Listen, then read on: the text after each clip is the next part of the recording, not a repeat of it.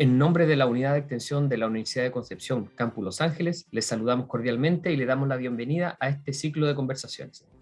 En esta ocasión, nuestro invitado es Rodrigo Pincheira, periodista, profesor de Historia y Geografía, magíster en Humanidades, miembro de la Sociedad Chilena de Musicología y de la Red de Periodistas Musicales de Iberoamérica, con quien conversaremos sobre rock.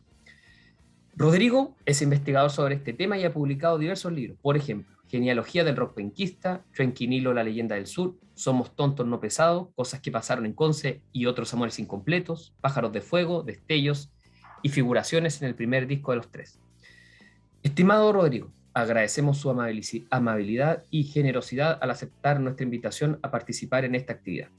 En esta oportunidad, para facilitar el diálogo, me acompañan Catherine Pincheira y Francisco Parada, ambos funcionarios de nuestro campus.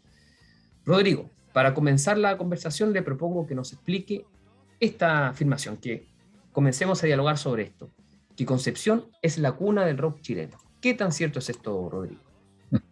Hola, muy buenos días. Saludo a Catherine, a Francisco y a ti, Pablo. Muchísimas gracias por la invitación. Siempre he creído en la descentralización de todo esto. No puede ser que todo se concentre en Concepción.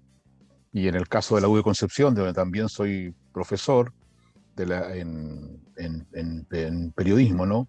Así que también, y soy exalumno de la propia universidad, así que también tengo una vinculación con la U. Una parte de mi corazón está ahí también. Bueno, mira, podríamos hacer una cátedra completa sobre con esta pregunta, ¿no? Estar un semestre entero hablando sobre eso. Pero en realidad, históricamente, no es cierto. No es cierto, porque históricamente, digamos, la cuna del rock chileno es Valparaíso, ¿no? En Valparaíso, en el año 56, 57, allí apareció un señor que era un locutor, un joven locutor llamado William Rebolledo, que él se hacía llamar William Reb, ¿no? Y con su banda, y él sería, digamos, el primero que tocó un tema de rock and roll. Y si eso no fuera así, también en el propio Valparaíso había un músico que se hacía llamar Harry Shaw, también con una banda de rock, y él un poquito tiempo después, o por ahí cerca en esos años, en los 56, 57, también habría interpretado una canción de un rock and roll. Y si ninguna de esas cosas fuera cierta, ahí estaba a la guaite en la historia, ¿no es cierto? Peter Rock, que como a los 14 años también debutó y cantó un rock and roll. Entonces, históricamente no es cierto. Ahora, poéticamente, en el imaginario sí funciona y se ha instalado esta idea, ¿no es cierto?, de que somos la cuna del rock. Sobre eso yo diría dos cosas. Uno, que habría que preguntarse entonces por qué los penquistas, ¿no es cierto?, quieren ser la cuna del rock. En el libro Genealogías del Rock, yo trato de responder esa interrogante, esa pregunta, ¿no? Y lo segundo me parece mucho más interesante como respuesta lo que dijo uno de nuestros rockeros, que es Jorge Yogi Alvarado, fundador del grupo Emociones Clandestinas. El Yogi dijo, no, nosotros no somos la cuna del rock, que la cuna del rock es Valparaíso, pero somos la mano que mece la cuna. Y eso esa respuesta me parece de una picardía genial.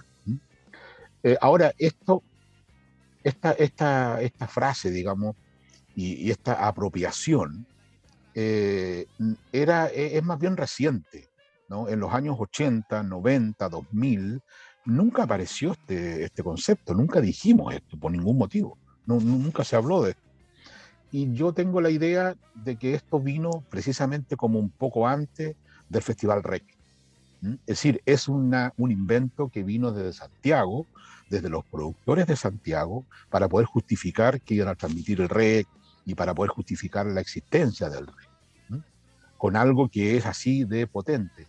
Pero repito lo que dije al comienzo, esto históricamente es falso, poéticamente puede funcionar, a menos que se demuestre lo contrario. ¿Y por qué Valparaíso? Porque por Valparaíso, por ser un puerto, por allí empezaron a circular a través de los barcos, ¿no es cierto? Los primeros discos, los marinos trajeron esos primeros discos de rock and roll muy tempranamente. Ahora ahí hay un tema interesantísimo para nosotros. y es la relación que existe entre Concepción y Talcahuano, en que posiblemente es probable que eso haya ocurrido.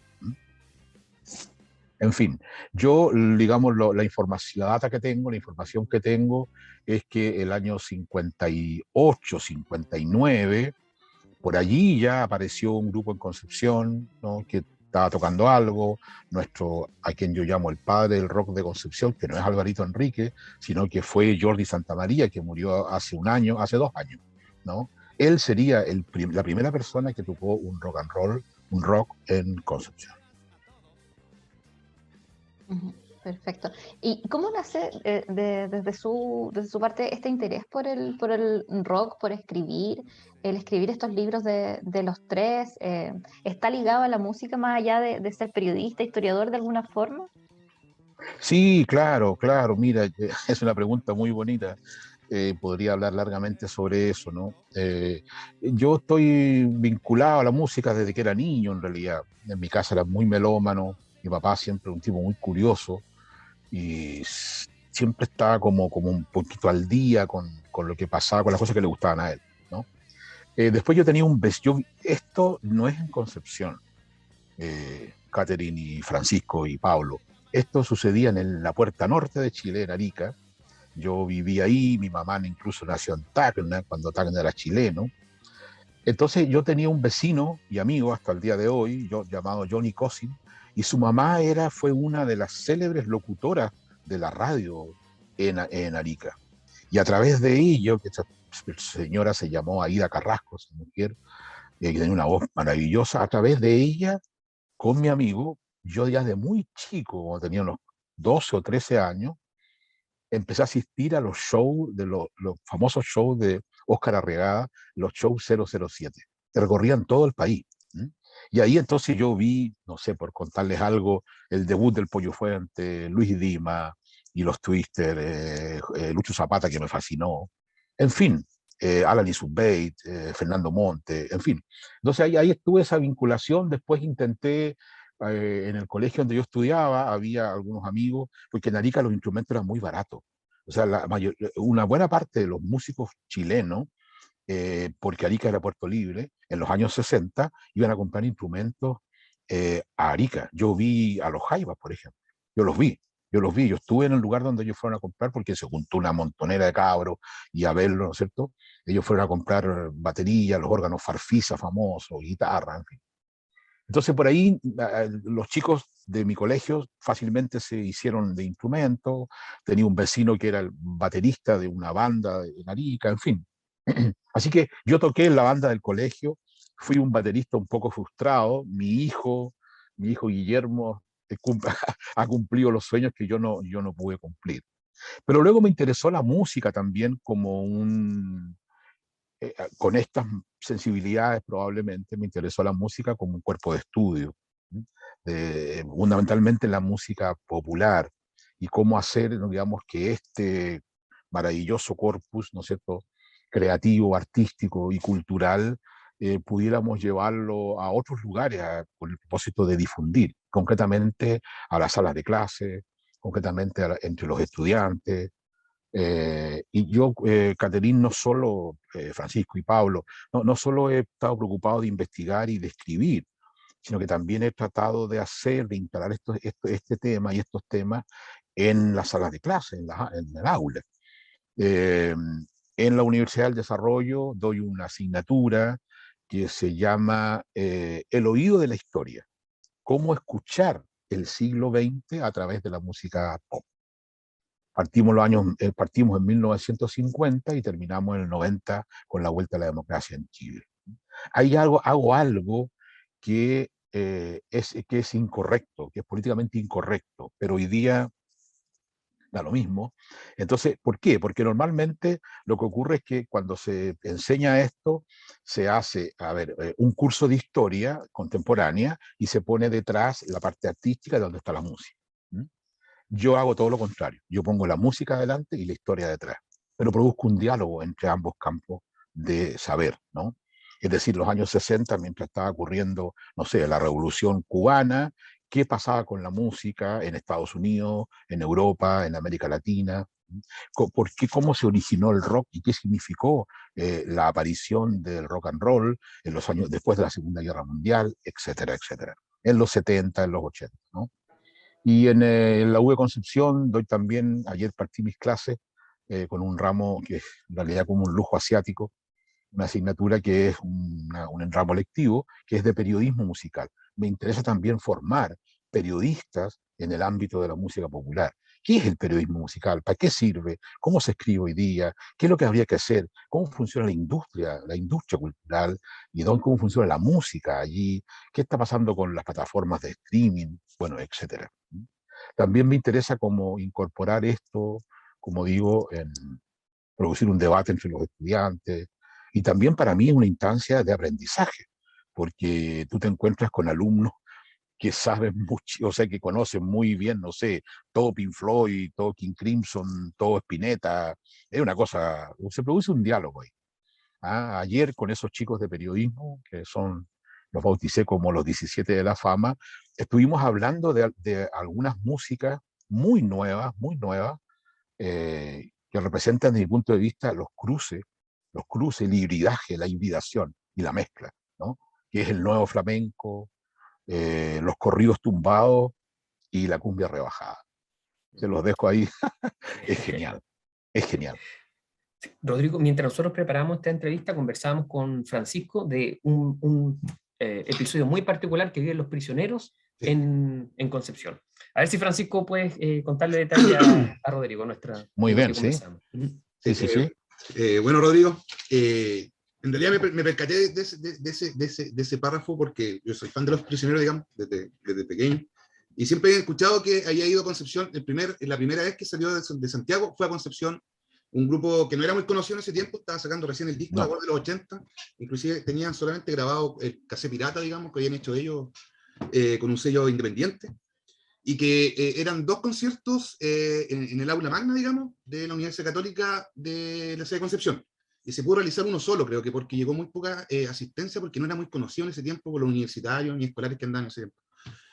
Bueno, y lo encontré en tu libro, que aparece en el primer digamos, texto de la primera canción, ¿cierto? Y aparece este encuentro entre él, Mauricio Melo, creo, ¿cierto? Y otras personas que hicieron como un grupo y aparecían los ilegales, que eran los primeros 3, digamos, la base de los 3 que hoy en día escuchamos. Así es. Sí, pues. Y basado en eso, digamos, me entró la duda de la consulta, me percaté que tú tenías libros del Congreso.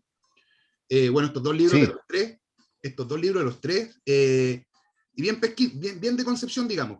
Y alguna vez, no sé, en tu ideas por ahí, ¿tendrás alguna vez pensado a escribir algo de los prisioneros, basado en alguna historia que sea, algo así? ¿O no eres tan fan de los prisioneros? Chuta, ahí, a ver, mira, claro, con respecto a la primera parte, efectivamente esto ocurrió, ¿no es cierto?, en el aula magna, al lado de la Catedral de Concepción. Esto fue producido por un cineasta de Concepción ahora, que es Ricardo Manqui. A él se le ocurrió traer a los prisioneros efectivamente cuando no eran muy conocidos. Sí. Y en ese recital, en el aula magna, fue debut y despedida de los ilegales, que era muy interesante porque de ahí, digamos, estaba la génesis de 2 bandas. Ahí en los ilegales toca Alvarito Enríquez, Tita Elín y el Yogi Alvarado, Sí. ¿no? Entonces de ahí nacieron los 3 y nacieron Emociones Clandestinas. Ese fue un recital bien curioso, ¿eh? Es decir, a estas alturas del partido pareciera que ahí asistieron como 1000 personas. Sí, no, yo estuve, pero en realidad no. Tal como tú señalas, fue muy poca gente. Los prisioneros también actuaron en Tomé en esa misma oportunidad, pero fue muy poca gente, como 50 personas. Yo creo que aquí al aula magna fueron como 100, no más que eso, ¿no? Claro. Bueno, y ahí en camarines, digamos, salió un poquitín de chispas, porque ahí se enfrentaron, ¿no? Así como mirándose, después se terminaron siendo amigos, claro, pero al principio eran 2 cabros chicos, entre Jorge González y Alvarito Enrique.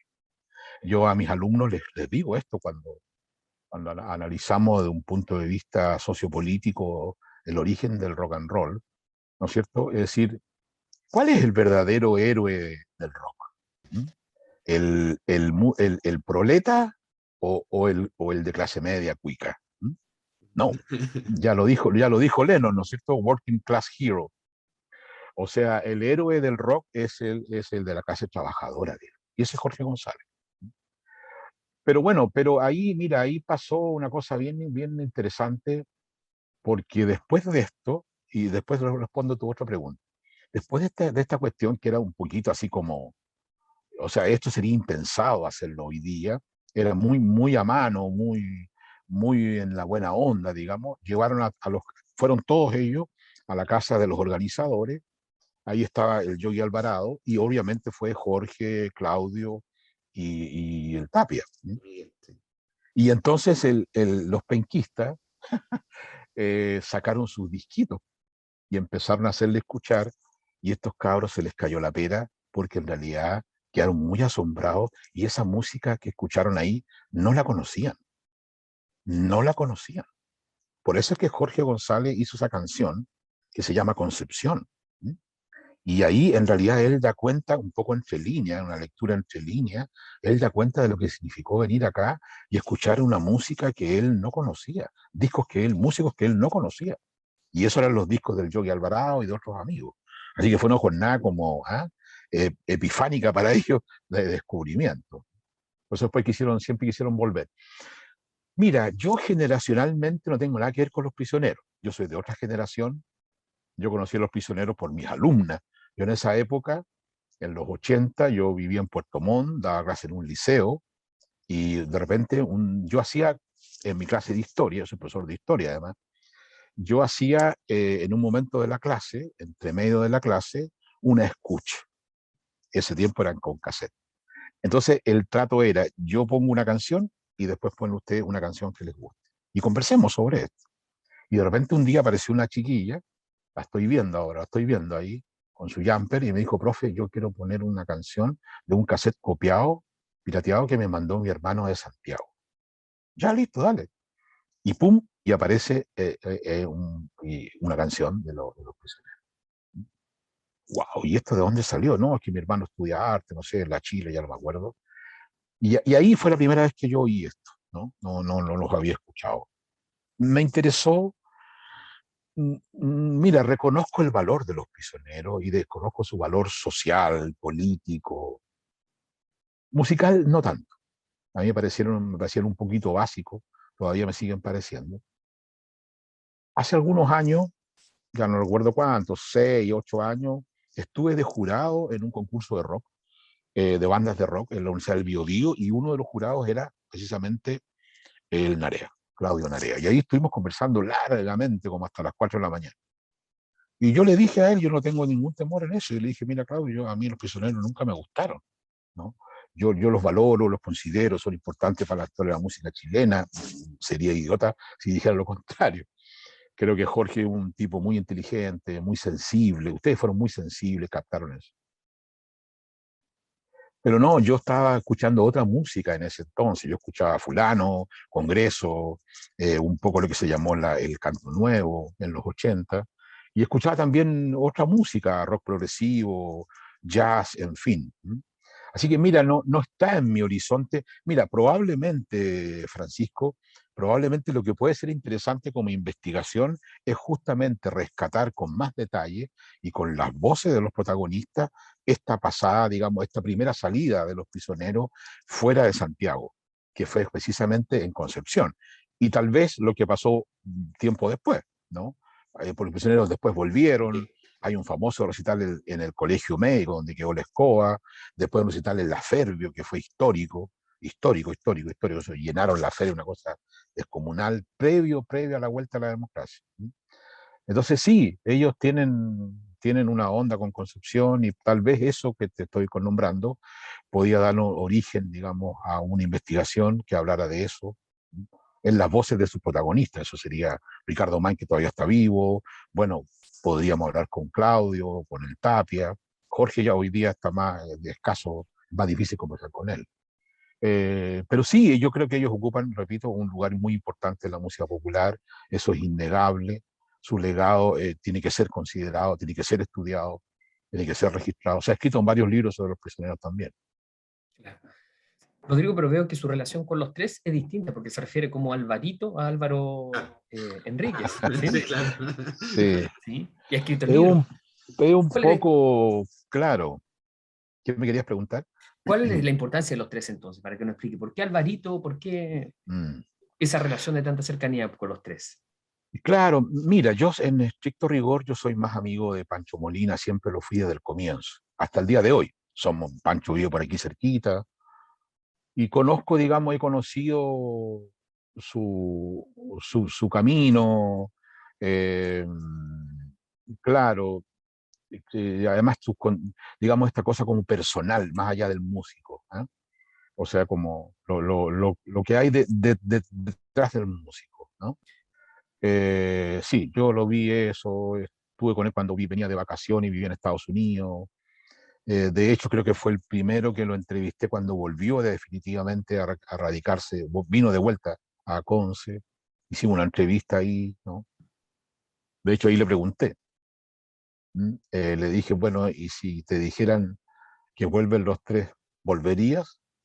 Y él me respondió, sí, tendría que tomar primero unas buenas cervezas con Álvaro antes de hablar de cosas. Y cuestión que no se ha producido hasta el día de hoy, ni creo que se produzca. Pero bueno, yo los conocí a los tres como músicos, digamos, cuando eran efectivamente los tres, ¿no? En la portada del primer libro, el Somos Tontos No Pesados, ese es, digamos, el origen, ahí están los tres cuando eran tres, ¿no? Fines del 80, 86, 87, 88. Creo que esa foto es del 89, 88, 89. Eso para un recital que iban a dar aquí en la discoteca Nervios. Bueno, y bueno, y después yo a Álvaro lo vi, lo conocí cuando él era, paralelamente a esto de los tres, cuando él era uno de los músicos de la Regia Orquesta de la obra de teatro La Negra Esther, que era integrada de los tres músicos que había en esa obra de teatro, había dos de Concepción, Álvaro y el Cutiaste, que es también uno de los pioneros en el rock de Concepción. Cuti, un poquito antes que aparecieran los tres, tuvo un grupo que se llamaba, ojo, Los Presidiarios. Es muy raro eso. Al alero del Instituto de Humanidades, ahí estudiaba Cuti, con unas limitaciones técnicas de todo tipo, pero a los curas le dieron una sala, en fin. Entonces, bueno, ahí después ya aparecieron los tres y bueno, siempre estuve, yo después con mi trabajo como periodista, ¿no?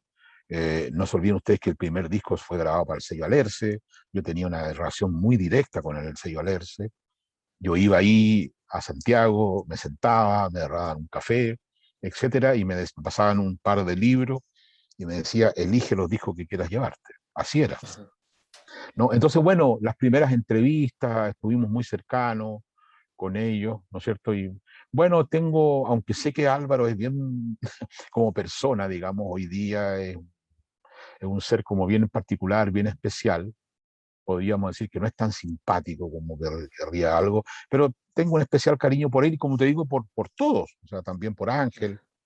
Recuerdo que el Ángel chico vino con su papá y le hice una entrevista a los dos, ¿no?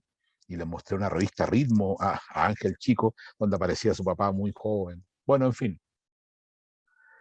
Y porque además yo creo que estamos respondiendo a tu segunda pregunta. eh, yo creo que la aparición de los tres en el rock de Concepción fue muy importante. Ahora, el propio Pancho Molina el año pasado, en un Zoom que hicimos ahí, ¿no es cierto?, en un vivo, él reconoció la importancia, y es una cosa no es muy habitual. Los músicos chilenos no son tan generosos, los argentinos sí. Y Pancho reconoció la importancia de Emociones Clandestinas, que había aparecido con un disco unos pocos años antes, el 85, 86, y dijo, no, nosotros te veíamos a ti y dijimos, si Yogi la pudo hacer, nosotros también la podemos hacer. Porque ellos se conocían desde cabros chicos, y la comunidad rockera no era tan grande tampoco en ese entonces. Entonces, si él la pudo hacer y clasificó para grabar un disco abajo en la costanera, ¿no? Para el sello EMI, nosotros también la podemos hacer. Era muy importante lo que hizo el Yogi como pionero, ¿no? Entonces, bueno, ese primer disco, y está escrito, así lo escribí en esos libros que ustedes comentan, Ese primer disco o sea, tiene grandes cosas. Eh, por ejemplo, se instala un modelo de banda que viene desde Concepción y ese modelo de banda va a ser copiado, va a ser imitado, en el mejor sentido del término, por los grupos de Concepción. O sea, que me perdonen, pero los Bunkers son los viudos de los tres, digamos. Es el mismo modelo de banda, ¿no? De salón es lo mismo, etcétera. Pero que además con un discurso musical que es toda la cosa del Britpop. Y yo creo que eso se termina en Concepción el año 2000. Imagínense ustedes, ¿no? El 90, o sea, dura como 10 años, más o menos. Pero además es un modelo de banda exitoso. O sea, yo puedo ir de Concepción a Santiago y me puede ir bien, puedo triunfar, la puedo hacer. Pero, ¿por qué? Porque digamos, la industria se dio cuenta que los penquistas tenían cosas que decir, ¿no? También es un mérito, claro, tú puedes copiar mucho, imitar un modelo de banda, sí, pero ¿qué es lo que tienes para decir? ¿No? Y eso pasó con los Boom, ¿no? Y pasó con De Salón y con otras bandas también.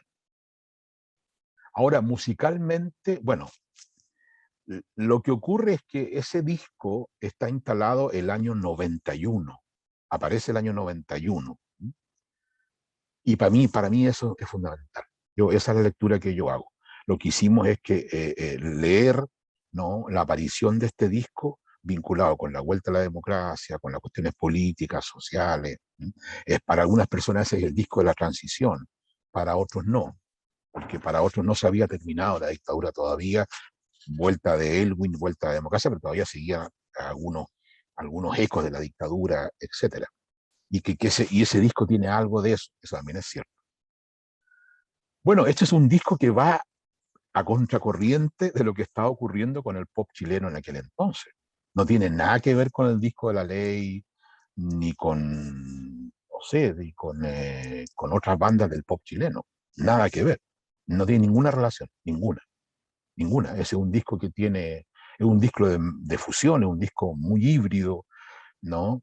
Etcétera. Y que anuncia también algunas cosas, ¿no?, que van a suceder en el rock chileno y también van a suceder al interior del desarrollo artístico de los tres. Por ejemplo, todo lo que empieza a pasar con la cueca y con esa identidad en la música chilena. Hay ahí como unos pequeños anuncios, así unas vocecitas como pequeñas que dicen, mire, estamos mirando por acá a ver qué pasa. El jazz también. Claro, por supuesto, el jazz, ¿no es cierto? Absolutamente el jazz, y el blues, y obviamente Beatles. Pero los Beatles vinculados con el blues. Eso está en el libro, ¿eh? Sí, sí, Eso sí. está en el libro, en Pájaro de Fuego está. Y digo, para cerrar, una cosa que me dijo un músico que es Pablo Vergara, que es uno de nuestros grandes créditos del jazz, músico de Concepción que vive en Estados Unidos, igual que la Claudia Acuña, en fin. Pablo me dice que la canción con que cierra este disco, He barrido el sol, es una canción para un país que todavía no existía.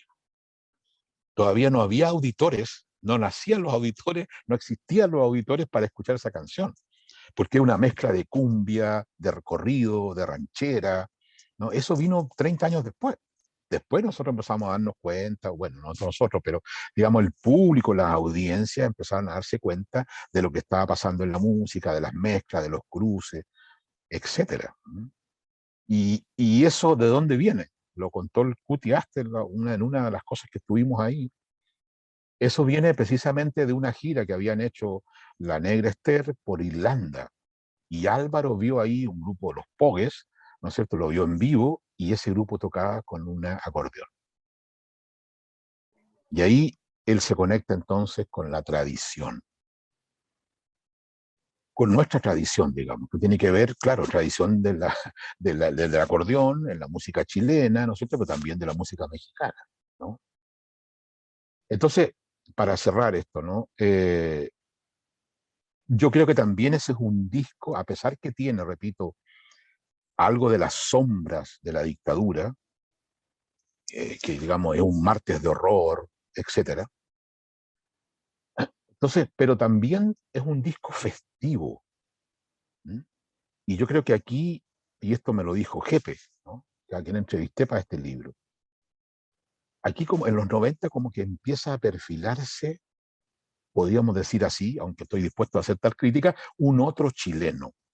O sea, empezar un chileno más alegre, más participativo, más, más metido en lo festivo, en lo comunitario, en lo celebratorio, y que se parece, y esto podríamos explicarlo históricamente, que se parece a nuestro queridísimo roto chileno. Que ese roto que ha sido un poco invisibilizado, porque es el roto, ¿no es cierto?, que no tiene pega, que hace cualquier cosa, que vive en los márgenes de la ciudad. Y ese modelo de chileno fue invisibilizado por la clase dominante chilena, desde Portales para adelante. A pesar de que a Diego Portales le gustaba ir a celebrar al otro lado del Mapocho, ¿eh? Pero claro, está esta cosa, lo digo con mucho respeto, digamos, esta cuestión un poquito cínica, digamos, de la clase dominante, ¿no? Entonces, claro, no se instala otro modelo de chileno, que supuestamente el modelo del guaso, de la cosa correcta. No, no, no, no, no. Entonces, aquí se recupera esta cuestión y que estos cabros la hacen muy bien a través de lo que son las ramadas, la Jane Fonda, la Peter Fonda. ¿Qué hay ahí? Esa es una fiesta pagana. Bueno, y lo dicen los propios, lo dice la maestra Patricia Chavarría, a quien yo he entrevistado muchas veces.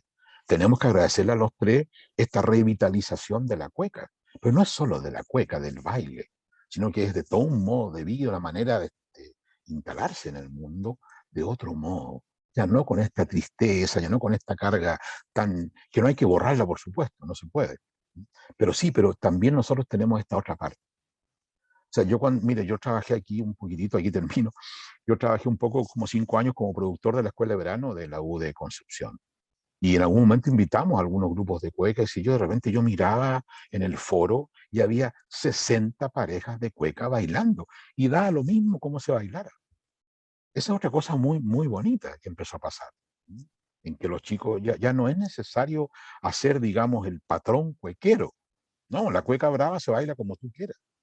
Y la presencia de la mujer, ¿no?, que es muy potente también, su cierto protagonismo ahí, o su protagonismo ahí.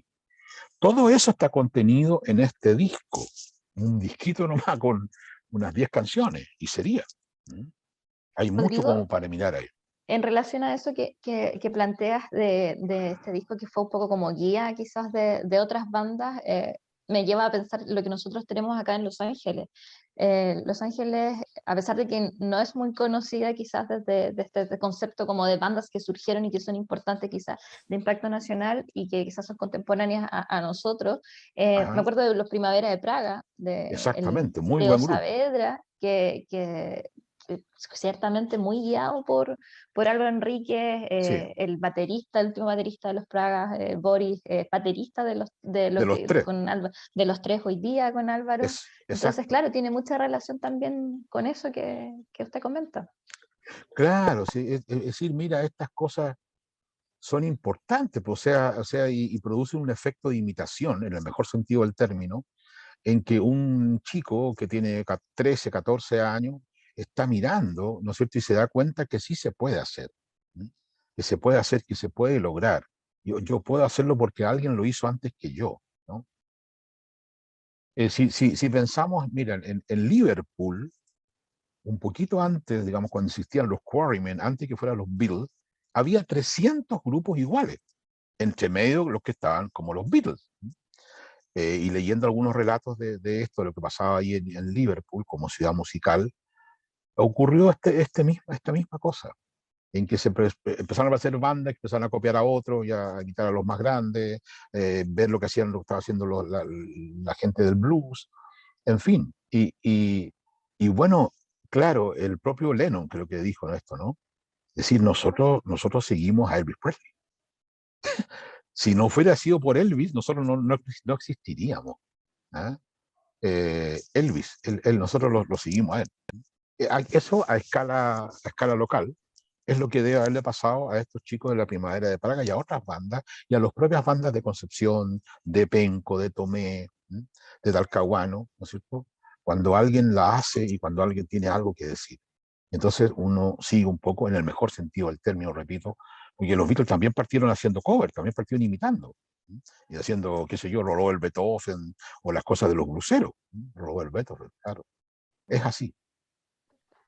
Te quería hacer una de las preguntas que tenía más o menos pensada después de revisar el libro de Somos Tontos, no pesados, y en esta primera parte que tiene esas 50 cosas que uno debe saber de Concepción, que para todos los que no Mm, somos, me imagino cómo será para la gente de Concepción, pero para los que no somos de Concepción y no estamos mayormente ligados a la ciudad, no estudiamos ahí, no vivimos ahí, solo la conocemos y hemos ido a conciertos o a partidos de fútbol, cosas así, no se nos hizo muy, muy interesante. Y ah, una de las historias que tú cuentas ahí, que a mí en lo personal me llamó mucho, mucho la atención, es la que hace relación a una figura que para nosotros en Los Ángeles es muy importante, que es la figura de don Osvaldo Cáceres. Sí, que leyendo el libro me sorprendió mucho porque falleció recientemente y que es una sí, figura que para nosotros como angelinos que se esforzó mucho, luchó mucho por el tema del rescate de la memoria, del patrimonio, una persona con una vasta trayectoria en eso. ¿Cómo llegas a la figura de Osvaldo Cáceres? ¿Lo mm, conoció? ¿Lo tuvo que entrevistar? ¿Se me puede contar un poco, mm, nos puede contar un poco en relación a eso? claro.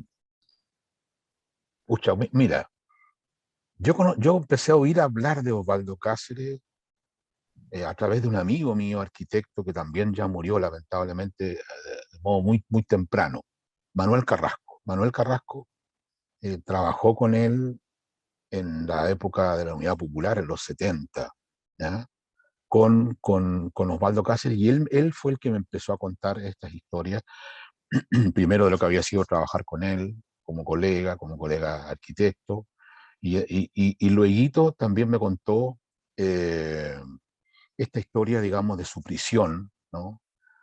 En fin, y claro, y la realización de este libro, ¿no? Que él hizo cuando estuvo preso, ¿no? Digamos, un prodigio de sabiduría y de pura memoria. Además, hecho, si no me equivoco, claro, hecho como en el papelito, la cajetilla de los cigarrillos. Y hace muy poco, por otra investigación que estoy haciendo, claro, yo puse allí que la mayoría de ese trabajo había sido después copiado en papel diamante, etcétera, por, eh, por Juanita Gutiérrez, ¿no? Juana Gutiérrez es la mamá de los hermanos Villar, ¿no? Músicos de Concepción, grandes músicos, grandes amigos. Y entonces uno de ellos, Pedro, me dijo, no, que también leyó el libro, me dijo, no, lo que pasó es que mi mamá estuvo presa con el propio maestro Cáceres, ¿m? Y eran amigos, y más que amigos también, ¿no? Bueno, después a él yo lo vi un par de veces. Mira, yo estuve en Los Ángeles, la Universidad, precisamente Santo Tomás, me organizó la presentación del libro Los Chuenquinilos, y que fue una cosa muy bizarra porque fue en el casino.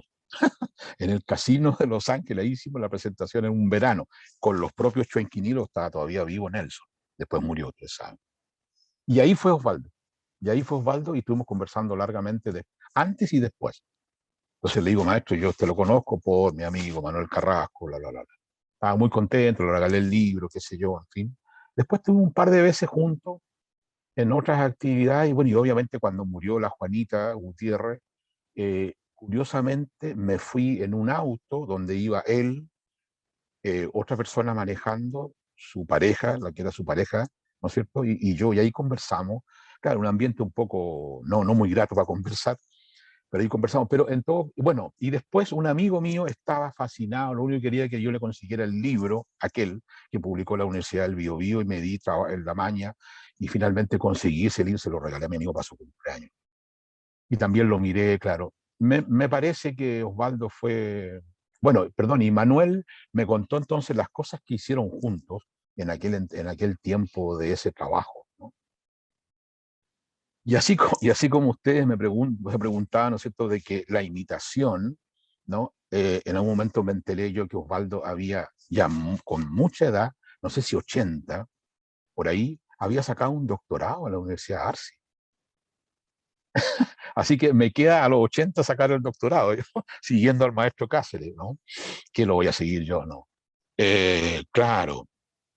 Bueno, pero además, mira, además, aquí hay un joven arquitecto de apellido Darmendrail que ha estado estudiando, publicando, tiene una página, ¿no es cierto?, sobre el desarrollo y la historia de la arquitectura en Concepción, ¿no? Y evidentemente Osvaldo pertenece, aunque él no era de acá, digamos, vino vino desde Santiago. Pero él pertenece también a una pléyade, forma parte, digamos, de un grupo, de una pléyade de grandes arquitectos chilenos que hicieron época en Concepción, la instalación de una arquitectura más moderna, o modernista, habría que discutir el término ahí, ¿no es cierto? Y que en el fondo, entre, digamos, los años 50 y después con el terremoto del 60, instalan una idea de ciudad, un imaginario de ciudad desde el punto de vista arquitectónico muy interesante. Y yo, chiquillos, hago una relación entre esa ciudad, ese plano de ciudad y el habitante de esa ciudad. Y con esa modernidad arquitectónica, ¿qué música es la que había que escuchar?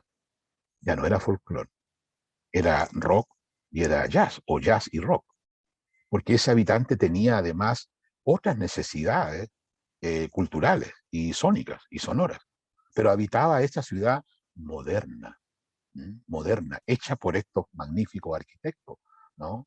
Entre ellos, claro, el maestro Osvaldo Cáceres, y quise contar esa historia que no está en la historia oficial tampoco, ¿no? De hecho, las 50 cosas, hay cosas que son muy oficiales, o entre comillas oficiales, pero yo quise en realidad contar algunas cosas que no están, ni tampoco estarán probablemente en la historia. Bueno, los dos Osvaldo sí, yo creo que sí, pero no se les enseña a los estudiantes este tipo de cosas, de la enseñanza media, o sea, en la historia que se enseña en el colegio, no, en la estudiante de arquitectura sí, obviamente. Por eso quise rescatar ese episodio que me pareció, como digo, una historia magnífica, un prodigio de memoria, o sea, una persona decide hacer un libro sobre la historia de la arquitectura en Chile. Es tremendo, es tremendo, tiene que tener un bagaje y un conocimiento gigantesco, hacerlo de pura memoria, ¿eh? Claro. Sí. Para volver al rock un poco, ¿cómo ve el panorama actual del rock chileno? ¿Tenemos bandas todavía? ¿Van a haber grandes? ¿Usted cómo lo visualiza? ¿Nuevos tres van a surgir? ¿En qué estamos? ¿Nuevos prisioneros? ¿En qué podemos esperar? Claro, es una pregunta fascinante, ¿eh? Mira, a ver, lo que yo creo es que los procesos, digamos, artísticos, históricos, no se repiten, ¿no? Tienen cierta unicidad, ¿no? O sea, es como, para hablar de música chilena, como decir, bueno, ¿habrá nuevos Jaivas? No creo, ¿no? Porque yo creo que los grupos de música o los colectivos artísticos o literarios, en fin, en general, responden como a un tiempo y a las necesidades, ¿no? Y la atmósfera sensible de ese tiempo. Hay algunos que se adelantan, evidentemente, otros no. Eh, y yo la escena del rock pop chileno hoy día la veo como una escena muy dispersa, como una escena muy dispersa, muy creativa. Lo digo en el mejor sentido del término disperso, ¿no? Es muy abundante, es dispersa, hay una enorme creatividad, hay muy buenos músicos. Es decir, hoy día los músicos jóvenes chilenos tienen a su disposición buenos instrumentos, buenos equipos para tocar, tienen toda la información musical disponible, pero eso no basta. Y yo sé para dónde, o sea, porque yo entiendo tu pregunta, pero eso no basta para llegar en este momento del partido, digamos, del desarrollo de la fórmula, de los géneros musicales y del rock en concreto, para poder instalarse con algo que suene más o menos diferente. Eh, Creo que estamos en una etapa como de transición. Eso es lo que yo creo. Ahora, lo lamentable es que en los medios de comunicación masivos, televisión, radio, lo que pasa con una buena porción de la música chilena no está siendo mediatizada. No la conocemos los chilenos. No, no, no, no, no. No. Miren, yo soy jurado de los premios Pulsar, que es una premiación que organiza la Sociedad del Derecho de Autor en Chile. Y soy jurado de una categoría, no de rock pop, de una categoría que es música de raíz. Yo que trabajo en este negocio, todos los años me sorprendo porque en esa categoría, y después yo miro las otras también, pero en esa categoría hay una cantidad de músicos enorme, enorme, sí, de distintas calidades, pero es gigantesco, y eso, y con discos grabados, y no solamente con uno, con varios discos grabados, y el público masivo no conoce eso que está sucediendo en la música chilena, lo cual es lamentable, porque todavía se sigue repitiendo lo mismo, todavía seguimos escuchando lo mismo.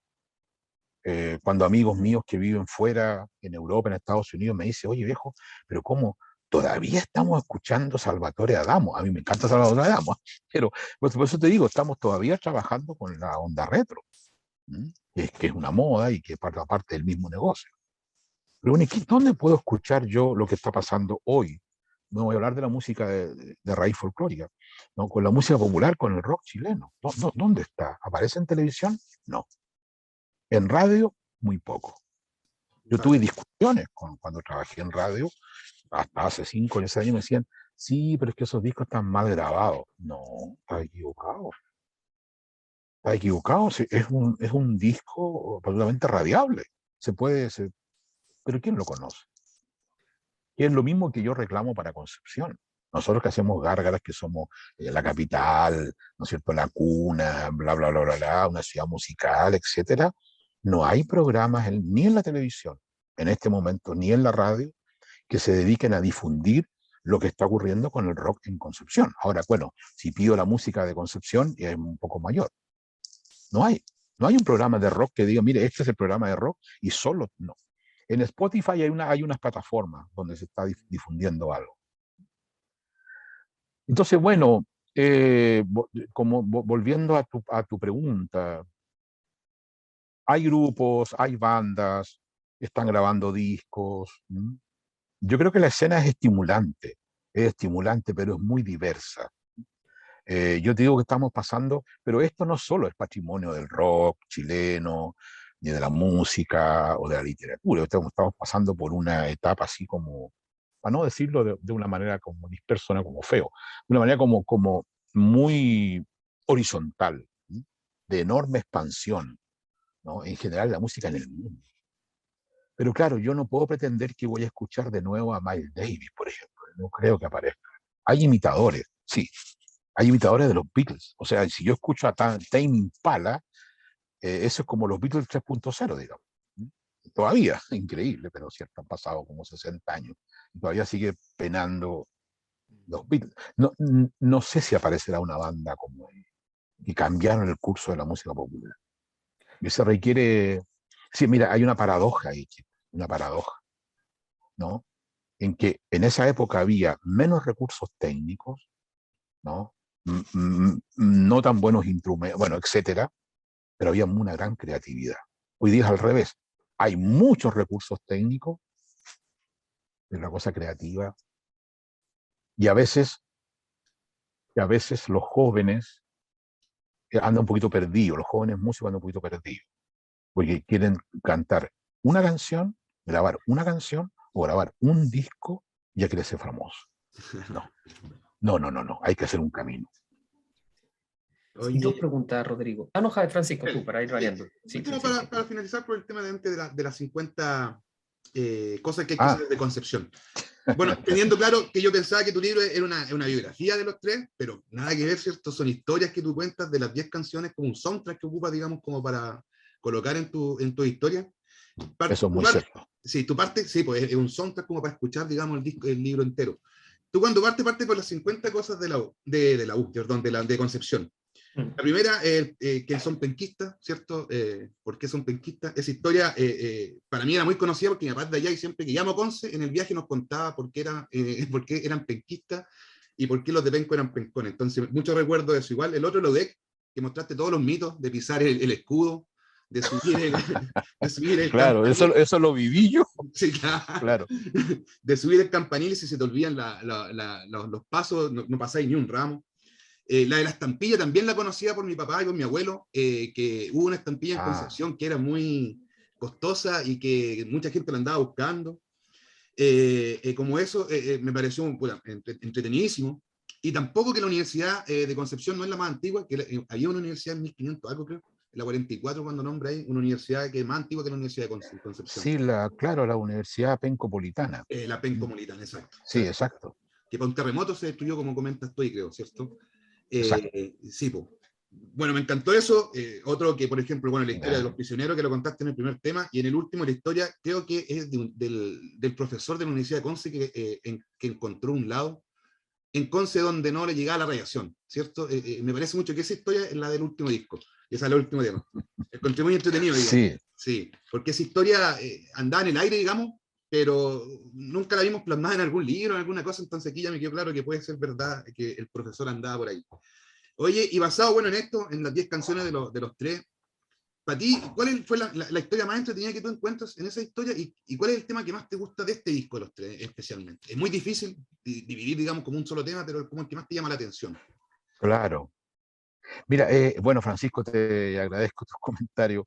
En realidad, claro, mira, lo que yo hice ahí fue como un ejercicio. Yo escribí 10 relatos, 10 crónicas de no ficción, pero son 8 crónicas de no ficción y 2 de ficción.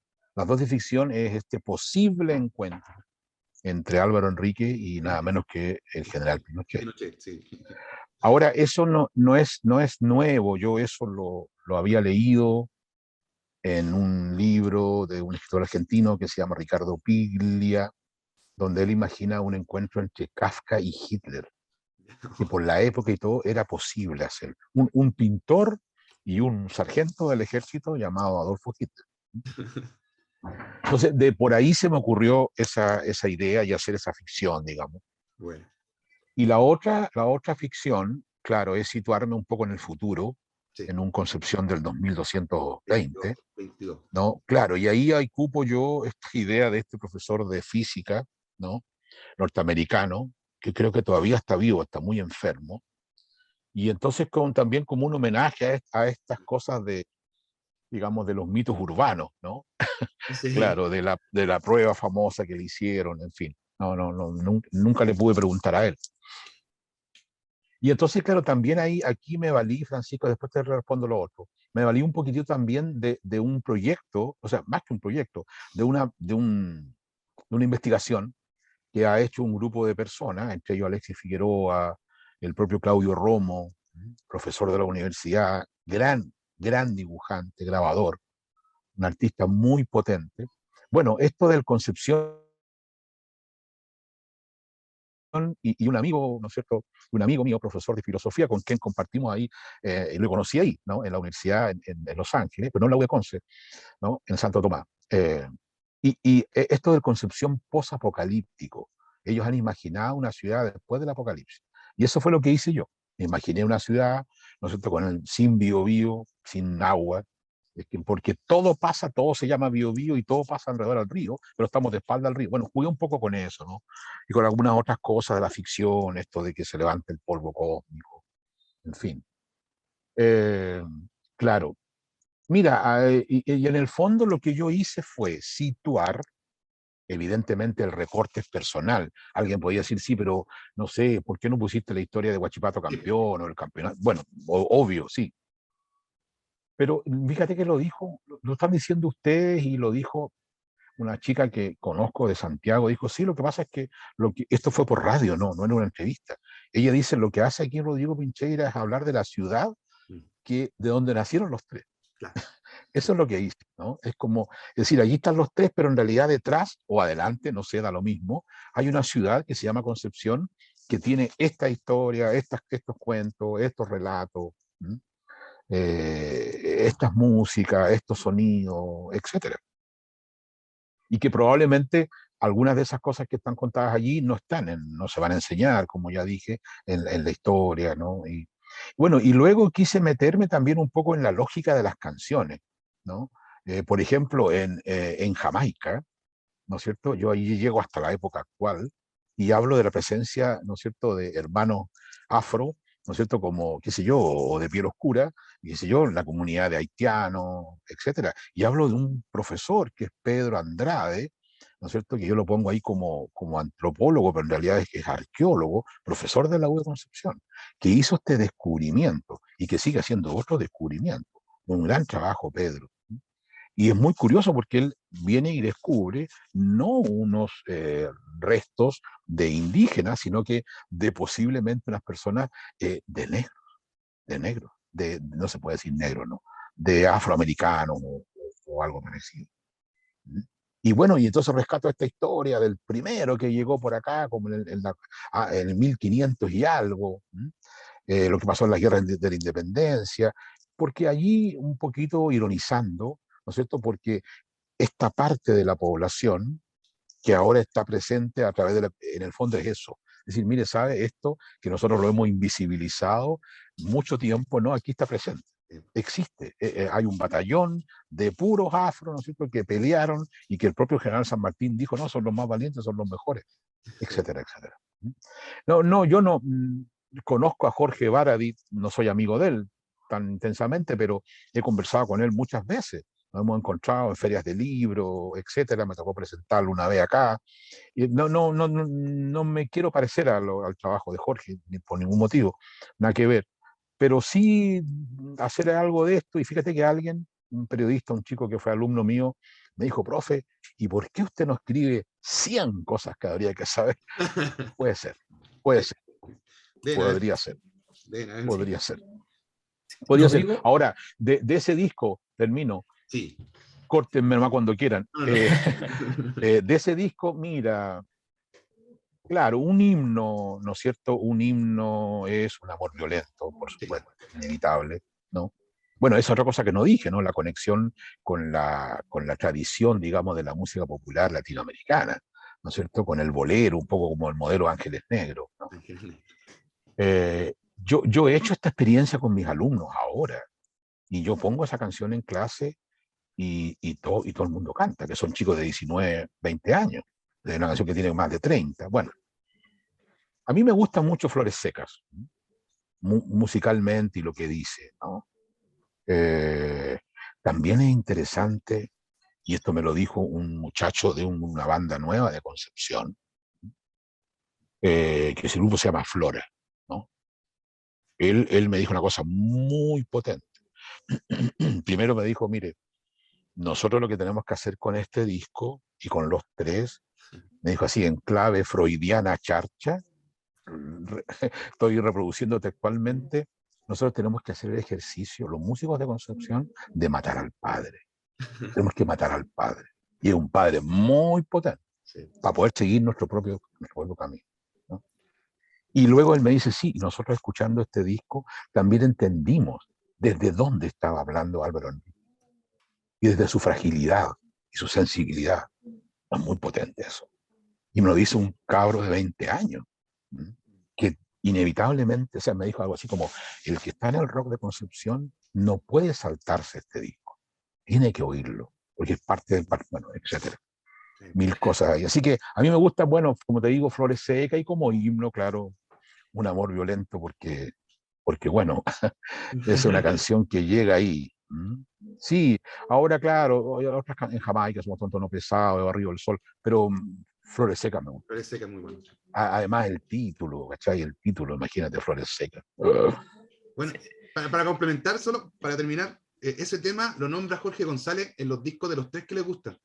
Habla del primer disco de los tres, que hay que conocerlo, y Fome, que son los dos discos para Jorge que son más importantes los tres. Y habla especialmente de Flores Secas. Dije que es un tema completo, viene hecho armoniamente, de música muy grande, de letra completa. Así que, bueno, buena anda. Sí, Flores Secas, claro. Bueno, Jepe me dijo lo mismo, ¿no? Que a él le gustaba mucho. El Pancho Sasso, el cantante de Congreso, me dijo también lo mismo. A algunos de estos músicos los hice trabajar yo y los hice escuchar. Me quedaron otros músicos que no pude entrevistar. Claudia Acuña de Estados Unidos no pude entrevistar. Nano Stenmer se comprometió a trabajar conmigo. También me dijo que le gustaba Flores Secas. Bueno, en fin, pero no pudieron, y los que quedaron son los que participaron de esto. Sí. Bueno. Rodrigo, y para ir cerrando, yo le quería hacer dos preguntas. Primero, que nos recomiende bandas que sean, como ahora es muy fácil escuchar bandas por plataformas, no hay que ir a la disquería ni buscar a alguien que te copie un CD, es sencillo. Díganos bandas, recomiéndenos bandas para conocer en qué está el rock penquista actualmente. Y la segunda pregunta es, los fans siempre esperamos que aparezca una noticia que digan, se reúne la banda, los tres van a hacer un nuevo disco, y por último, y se suelen para siempre. ¿Hay posibilidad de leer algún día ese titular? nuevamente o esa banda ya está irremediablemente quebrada? Parto por lo segundo. Bueno, Bueno, tú sabes que en estas cosas no hay nada definitivo, ¿no? El mundo va cambiando, la historia cambia. Pero hasta donde yo estoy enterado y de lo que yo sé hoy día, es muy difícil que se produzca una reunión de los tres. Se ha intentado, lo han intentado. Álvaro lo ha intentado, Álvaro y su hermano Gonzalo. Pero lo que yo sé es que pareciera ser que no es por el camino correcto, digamos, o no sé si correcto es la palabra, por el camino indicado. Entonces, es difícil que eso sea, es difícil que eso ocurra. No lo doy por cerrado, repito, pero en este momento, no, no. Ahora, mira, para, decir, para molestar un poco a Francisco. Yo no tengo ninguna duda, y lo escribía, no tengo ninguna duda que la rejunta de los prisioneros es una operación comercial. Sí, claro. Ellos no tenían nada que ver, ya. Y además, ustedes saben, se hizo público, además, está completamente quebrado todo. Pero una operación comercial que les emitió, les reeditó mucha plata, Sí, claro. muchísima plata. Yo en algún momento hice un cálculo de lo que se habría llevado cada uno, que no es poca plata.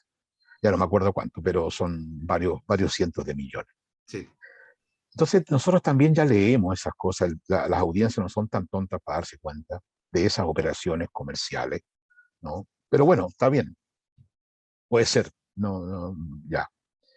Entonces, a lo mejor los tres pueden volver y digamos, bueno, si dice, mire, sabe, vamos a volver. Pero hasta donde lo que yo sé, No. ¿no es cierto? Que hay cosas que pertenecen al mundo como más privado, que no podría desclasificarlas, porque fueron contadas, no porque quiera hacerme el misterioso, ni mucho menos, sino que porque son contadas en un espacio íntimo, que no es público, ni siquiera privado, íntimo. Son tres cosas, Pablo lo sabe, ¿no es cierto?, del periodismo y de la opinión pública. Ahora mira, Concepción tiene en este momento está teniendo una escena muy potente a mi juicio, pero no conocemos tanto, lamentablemente porque no están en los medios.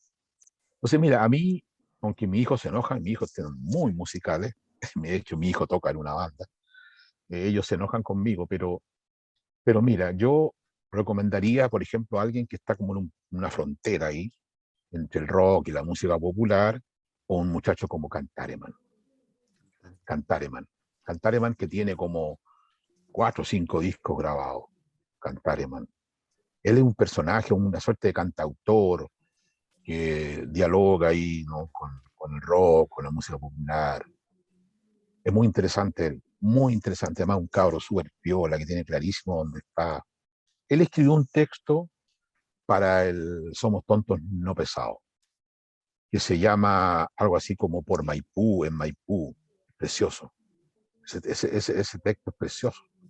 No es una canción, es un texto. Uh-huh.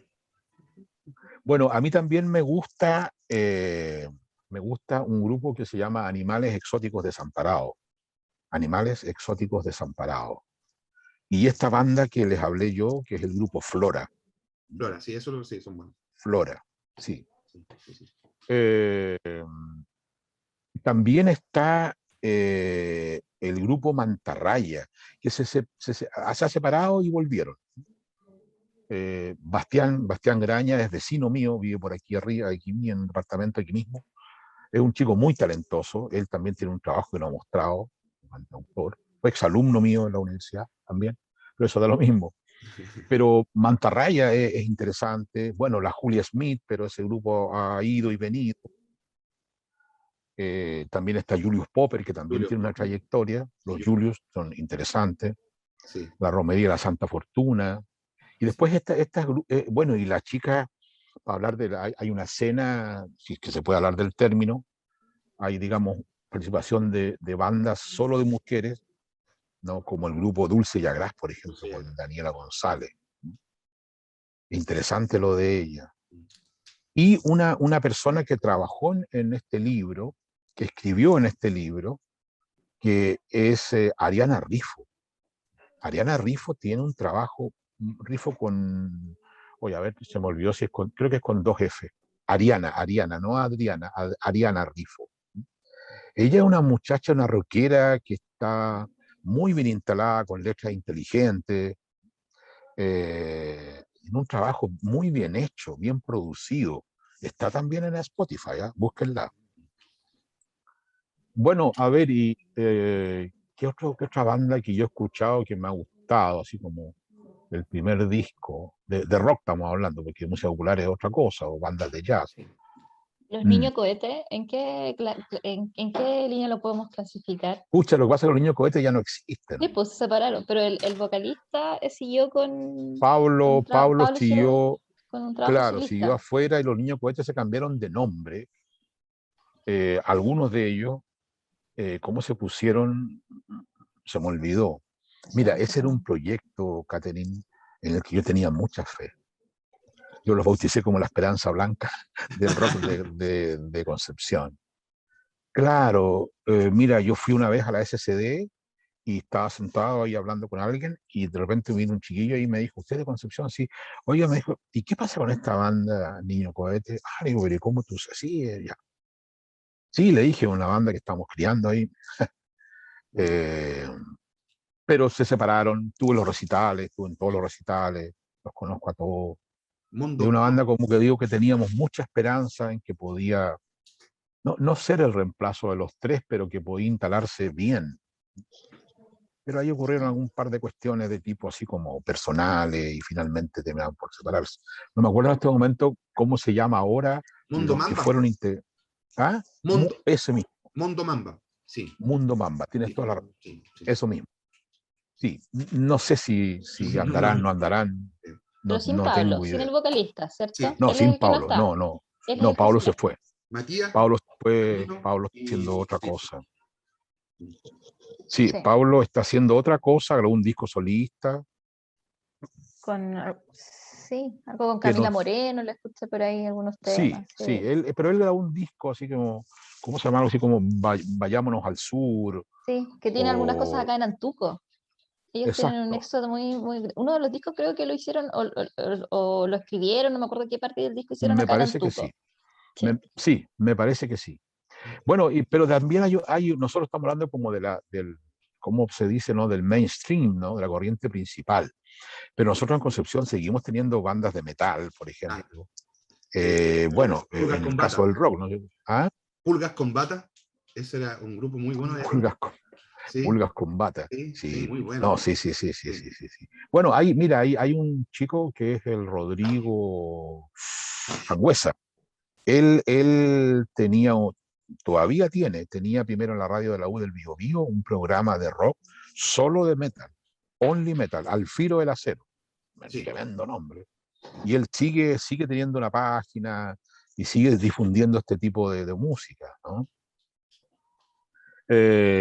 A mí lo que me extraña es que no haya aparecido en Concepción un grupo de rock progresivo. Probablemente, claro, de rock progresivo no ha salido un grupo así. O sea, cosas parecidas a los Jaivas, sí. ¿Ah? Pero así un grupo de rock progresivo, no. Mantarraya tiene algo, pero también es un grupo de pop, digamos. Sí. Esas son algunos de los grupos que yo conozco y que me parecen interesantes, que tienen un trabajo como un poquito más asentado. Después hay donde hay ahí un par de chicos que yo conozco. Esto se llama Club de Carta Inglesa. El nombre es rarísimo. Club de Carta Inglesa. Sí, también es interesante ese grupo. Club de Carta Inglesa. Bueno, obviamente Charlie Benavente, que es como bien popero. Sí, me ha sorprendido ese muchacho para el tipo de composición que tiene. ¿Mm? Charlie Benavente también está, sí, pues está metido ahí. Bueno, Rodrigo, anoté 15 grupos de todas las recomendaciones que nos entregó. Sí, Está muy bien, está sí, muy bien. sí.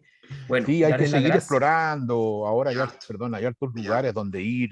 Yo siempre hago ese trabajo porque pasa esto, ¿no? Que de repente te llaman de Santiago y te dicen, mira, quiero un grupo de penquistas, ¿a quién me recomienda? Claro. Ya, no sé. Y también me interesa saber el trabajo que se está haciendo, cómo lo están haciendo. Hay que ir, o sea, aunque vayamos 30, yo fui a un recital de la Niño Cohete cuando éramos 30 personas. Sí, Nadie los conocía. Eso es la gracia de Fui y me Conce, senté. tener hartos espacios donde poder abarcar, digamos, todo tipo de música. La Casa de Salud Así hoy es. en día está, bueno, antes de la pandemia estaba muy en boga. Así es. Mucho. Sí, sí, sí, sí, Grupos, distintos bandas, sí, muy bueno. Sí, que Había un sí, pues hay que, programa, había un programa que estaba dedicado donde participó Waterpipe, que tú nos habías contado, Francisco. ahí estuvo Waterpipe. De, Gran banda Angelina. ¿cómo se llama ese programa? Casa de Salud. Lo animaba Mauricio Melo. el Mauri Melo, eso se llama tras bambalinas. Tras bambalinas. Es un buen espacio, sí, igual para sí, ir no, conociendo y también, no, el Mauri hacía también La Hora del Gnomo. Perdón, La Hora del Gnomo. Ese era, porque era La en la Hora noche. del Gnomo, sí, La Hora del Gnomo. La Hora del Gnomo. Él ha puesto ahí a todas estas bandas, es un programa de radio, en un momento fue también de televisión. Sí, esa es una plataforma muy importante. Esa creo que es la más importante que tenemos, La Hora del Gnomo, que se acaba de ganar un proyecto para este año, o sea, para el 2022, claro, 2022. Sí, el Mauri se ganó ese proyecto de nuevo para continuar haciendo esta cuestión de difusión. Sí. Es la Hora del Gnomo. Él muy metido con la música siempre, a full, completamente. Por supuesto, sí, él también ahí, claro, tiene un doble rol como de productor, o sea, de difusor, pero también de productor. Entonces los músicos se acercan a él, le preguntan, él da, claro, una especie de guía. Es muy importante la labor que ha hecho Mauricio. Sí. Es uno más, claro, que los músicos que se quedaron aquí, que no se fueron. Sí, pues le hacen muy bien a la escena. Le hacen muy bien a esa escena en Conce, Mauricio. Sí, así es, sí. Muy bien. Bueno, Rodrigo, le vamos a agradecer, muchas gracias por su trabajo, por su dedicación y su generosidad al compartir todos estos conocimientos con nosotros, y nos comprometemos a organizar la presentación de su libro acá en el campus Los Ángeles. Sí. Así que encantado, muchas gracias por participar de este ciclo de conversaciones. Gracias a ustedes, Catherine, Francisco y Pablo. Gracias por invitarme, ha sido una conversación muy grata. Hablé muchísimo. A veces las respuestas no son tan cortas, pero bueno, hay cosas que hay que explicar. Y bueno, quedo a su disposición, me encantaría, hay que ir, tengo que ir a Chillán también. Ahí estuve dando una vueltecita por la librería que leo de Chillán en las vacaciones. Y bueno, quedamos disponibles para organizar y continuar difundiendo esto. Muchas gracias por su invitación, ha sido una conversa muy grata, y que mucha suerte en este año que viene, que es un año bien un poco raro, medio complicado, un año híbrido. ¿Será? Sí. Así que organicemos algo, pues. Y encantado voy a Los Ángeles. Ya, muchas gracias, les dejo un gran abrazo. Vale. Bueno, muchas gracias. Éxito. Gracias. La vida. Nos creyeron pesados, nos